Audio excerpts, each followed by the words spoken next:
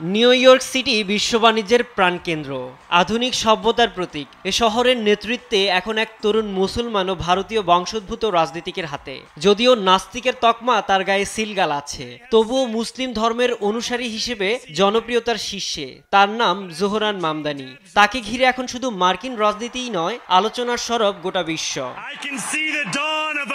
Zohran Mamdani জন্মগ্রহণ করেন 1991 সালের 18 অক্টোবর উগান্ডার রাজধানী কাম্পালায়। তার মা প্রখ্যাত ভারতীয় চলচ্চিত্র নির্মাতা মীরা নায়ার। বাবা মাহমুদ মামদানি একজন বিশিষ্ট শিক্ষাবিদ ও সমাজবিজ্ঞানী।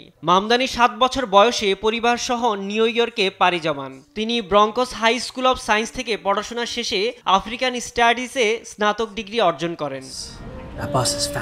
2020 সালে ডেমোক্রেটিক পার্টির হয়ে তিনি নির্বাচিত হন নিউ ইয়র্ক স্টেট অ্যাসেম্বলির সদস্য হিসেবে। এখান থেকেই শুরু হয় তার রাজনৈতিক উত্থান। 2024 সালে মেয়র পদে প্রতিদ্বন্দ্বিতার ঘোষণা দেন। তার উল্লেখযোগ্য নির্বাচনী প্রতিশ্রুতি ছিল স্থায়ী ভাড়ার সীমা নির্ধারণ, গণপরিবহন বিনামূল্যে করা, শিশুর যত্নের সার্বজনীন সুযোগ ও ধনীদের উপর অতিরিক্ত কর আরোপ করে সামাজিক কল্যাণে ব্যয় করে শহরের শ্রমজীবী মানুষের কল্যাণ করা।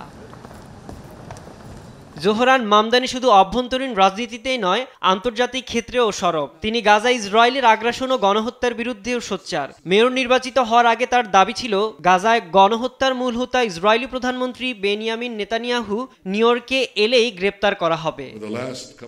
এদিকে সাবেক গভর্নর অ্যান্ড্রু কুমোকে হারিয়ে মামদানি দেখালেন রাজনীতির পুরনো ধারা বদলাচ্ছে। তবে জনমনে প্রশ্ন, এ জয় কি ডেমোক্রেট পার্টির নতুন নির্দেশনা, নাকি দলের ভেতরের আদর্শগত দ্বন্দ্বের সূচনা?